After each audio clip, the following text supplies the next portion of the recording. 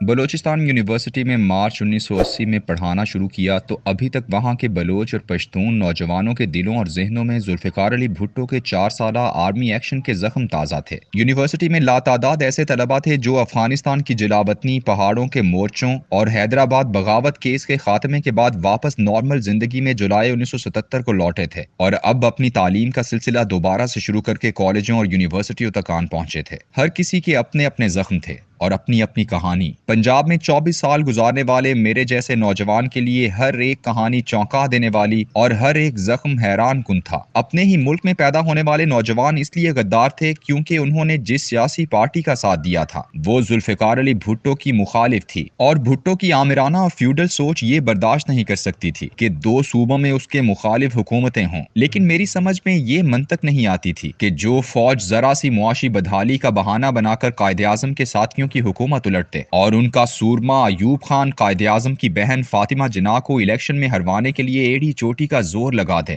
وہ بلوچستان میں بھٹو کی مطیع و فرما بردار ہو کر بلوچوں پر آرمی ایکشن کرنے پر مجبور کیسے ہو گئی؟ مگر وقت کے ساتھ ساتھ یہ عقدہ کھلا کہ دونوں کے آقا و مولا امریکہ نے انہیں خطے میں اپنے تھانے دار شاہ ایران کو تحفظ دینے کے لیے انہیں پاکستانی بلوچوں پر آرمی ایکشن کے لیے مجبور کیا تھا، کیونکہ سوویت یونین ایران کے ملحقہ علاقے سیستان بلوچستان میں آزادی کی تحریک کو پروان چڑھا رہا تھا اور خدشہ تھا کہ اسے یہاں کی حکومت سپورٹ نہ کرے۔ بلوچستان کے عام نوجوان کا سیاسی شعور بھی اس قدر عمدہ ہے کہ وہ اس دور میں بھی اس ساری گیم کو سمجھتا تھا، لیکن ان کے مقابلے میں پنجاب کے پڑھے لکھے نوجوان کے سوچنے کا دائرہ کار ہمیشہ سے ہی محدود رہا ہے۔ پنجاب میں جس کو سرکار غدار کہہ دے وہ غدار ہے، اور جس کو نظریہ پاکستان کا محافظ ایک اخبار ملک دشمن قرار دے وہ آپ کے سامنے حب الوطنی کی لاکھ قسمیں بھی کھائے، اس پر کوئی یقین نہیں کرے گا۔ جب 25 مارچ 1971 کو مشرقی پاکستان میں آرمی ایکشن شروع ہوا تو ذوالفقار علی بھٹو جو مغربی پاکستان کے عوام کے دلوں کی دھڑکن اور مقبول رہنما تھا، اس نے پاکستان کی اکثریتی پارٹی عوامی لیگ پر پابندی لگانے اور آرمی ایکشن پر ایک فقرہ کہا کہ اللہ کا شکر ہے پاکستان بچ گیا، اور مغربی پاکستان کے باسیوں خصوصاً پنجابیوں نے اس کی یہ بات دل میں ایسی بٹھائی کہ مشرقی پاکستان میں رہنے والے 60% عوام کو غدار سمجھنے لگے۔ یہی وجہ ہے کہ اس آرمی ایکشن کے خلاف لاہور میں صرف 3 افراد طاہرہ مظہر علی خان، حسین نقی اور ایک اور فرد نے جلوس نکالا تو ان سے نفرت کا اس قدر اظہار کیا گیا کہ لوگ دو رویا کھڑے ہو گئے اور ان پر مسلسل تھوکتے رہے۔ مغربی پاکستان میں رہنے والے پنجابیوں اور سندھیوں کو بالکل اندازہ ہی نہیں تھا کہ مشرقی پاکستان میں کیا ہو رہا ہے۔ ان کے دل بھٹو کے ساتھ دھڑکتے تھے اور مدتوں یہ ایوب خان اور یحییٰ خان کے مارشل لاؤں کو پاکستان کی بقا اور سلامتی کی علامت سمجھتے رہے تھے۔ یہی وجہ ہے کہ جو بھی اس عرصے میں یہاں سے مشرقی پاکستان گیا، خاص سویلین تھا یا فوجی، اس نے اس دور کے بارے میں خون دل میں ڈبو کر باتیں لکھی۔ میجر جنرل خادم حسین راجہ جہلم سے تعلق رکھتے تھے،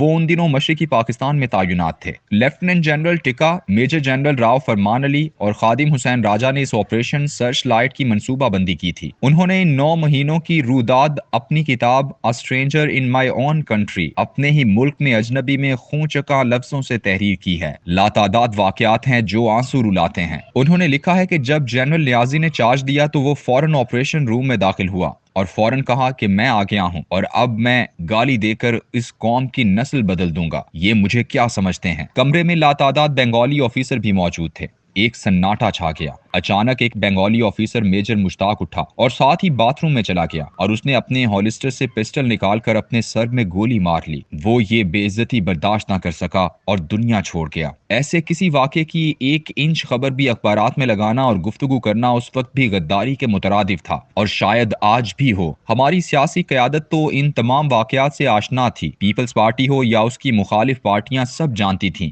کہ جنرل ٹکا کو مشرقی پاکستان میں قصاب کہا جاتا تھا۔ بلوچستان کا سارا آرمی ایکشن اسی کی نگرانی میں مکمل ہوا تھا۔ ضیاء الحق تو آخری دنوں میں آیا تھا، مگر اسی ٹکا خان کو پیپلز پارٹی نے اپنا سیکرٹری جنرل بنایا اور پھر اس محب وطن سرزمین پنجاب کا اسے گورنر لگایا۔ کس قدر حیرت کی بات ہے کہ پیپلز پارٹی والے ضیاء الحق کو گالی دیتے تھے کہ اس نے بھٹو کو قتل کیا، لیکن ہزاروں بنگالیوں اور بلوچوں کے مجرم کو اعزاز بخشتے تھے۔ یہی نہیں بلکہ جنرل نیازی، جس سے 1971 میں یہ قوم شدید نفرت کرتی تھی، جلوسوں میں اس کے خلاف نعرے لگاتی تھی۔ جب 1977 1977 में जुल्फिकार अली भुट्टो के खिलाफ PNA की तहरीक शुरू हुई तो जनरल नियाजी को सियासत की लॉन्ड्री में धो धुलाकर स्टेज पर ला खड़ा किया गया और वो अपनी सराइकी जबान में अपने गुनाहों की बजाय भुट्टो की गद्दारियों का जिक्र करता और लोग तालियां बजाते। जलालपुर जटा के एक जलसे में मैं स्टेज सेक्रेटरी था। मैंने तकरीर के बाद उससे पूछा क्या वाकई भुट्टो का ही सारा कसूर था। कहने लगा हम फौजी सादा लोग होते हैं, इन दोनों लीडरों ने हमें मिलकर बेवकूफ बनाया। काश खादिम हुसैन राजा की किताब उस वक्त तक आ चुकी होती तो मैं उससे पूछता कि तुम इतने सादा थे कि 11 अप्रैल को जनरल खादिम हुसैन राजा के कंधे पर हाथ मारकर कह रहे थे यार लड़ाई की फिक्र ना करो, वो तो हम लड़ेंगे, अभी तुम मुझे बंगाली गर्लफ्रेंड्स के नंबर दे दो। मैं अगर बलूचिस्तान ना जाता तो मुझे पंजाबियों की कम इल्मी की बुनियाद पर उनकी बेहिसी का कभी अंदाजा ना होता। आज भी हम किस कदर आराम से ये खबरें सुनते रहते हैं कि बलूचिस्तान से लोग लापता होते हैं, फिर कई साल बाद दर्दनाक कहानियां लिए बरामद होते हैं। हमें बिल्कुल हैरानी नहीं होती थी जब पूरे सवात और वजीरस्तान से लाखों अवाम को उनके घरों से निकालकर टेंटों और आरजी पनागाहों में ले जाया गया कि उन इलाकों में ऑपरेशन करना मकसूद था। क्या ऐसा कुछ अगर लाला मूसा, गखड़ या मियां चन्नू के छोटे से कस्बों में भी होता तो हम उस पर ऐसे ही आराम की नींद सो रहे होते। हमें किसी ने आज तक गद्दार नहीं कहा,